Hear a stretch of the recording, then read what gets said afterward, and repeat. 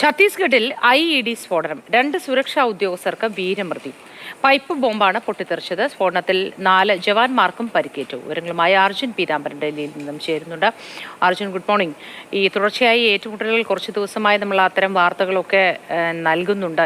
ഏറ്റുമുട്ടൽ ഇപ്പോഴും തുടരുന്നുണ്ടോ, അല്ലെങ്കിൽ ആ തരത്തിലുള്ള ഒരു ജാഗ്രത ആ മേഖലയിൽ തുടരുന്നുണ്ടോ?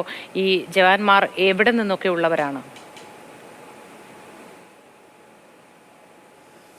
മോത്തി, ഏറ്റുമുട്ടൽ ഉണ്ടായിട്ടില്ല. പ്രധാനമായിട്ടൊരു തിരച്ചിൽ ദൗത്യം മാത്രമായിരുന്നു ഈ STFിൻ്റെയും അതുപോലെ തന്നെ CRPFിൻ്റെ കോബ്ര ഡിവിഷൻ്റെയും അതുപോലെ ഡിസ്ട്രിക്റ്റിൻ്റെ റിസർവ് ഗാർഡിൻ്റെയും സംയുക്തമായിട്ടുള്ള തിരച്ചിൽ ദൗത്യം മാത്രമായിരുന്നു ഉണ്ടായിരുന്നത്. ഇന്നലെ മുതൽ തന്നെ ഈ ബസ്തർ ഡിവിഷനിലും ദർബംഗ ഡിവിഷനിലെല്ലാം തന്നെ വലിയ രീതിയിൽ മാവോയിസ്റ്റുകൾ ഒളിഞ്ഞിരിപ്പുണ്ട് എന്നുള്ളൊരു രഹസ്യ വിവരം ലഭിച്ചിരുന്നു. അതിനെ തുടർന്നാണ് ഇവർ ഈ അന്വേഷണ ദൗത്യത്തിനും തിരച്ചിൽ ദൗത്യത്തിനും വേണ്ടി ഇറങ്ങിയത്. ഈ ദൗത്യം പൂർത്തിയാക്കി ഇന്ന് രാവിലെ മടങ്ങുന്നതിനിടയിലാണ് ഈ മാണ്ടി മാർക്ക എന്ന് പറയുന്ന വനമേഖലയ്ക്കകത്ത് ഒരു IED സ്ഫോടനം ഉണ്ടായത്. പൈപ്പ് ബോംബാണ് പൊട്ടിയത്.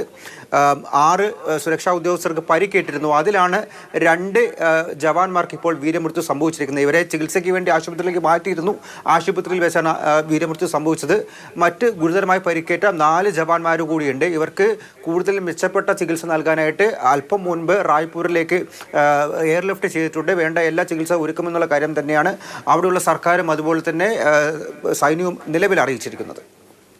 ശരി അർജുൻ.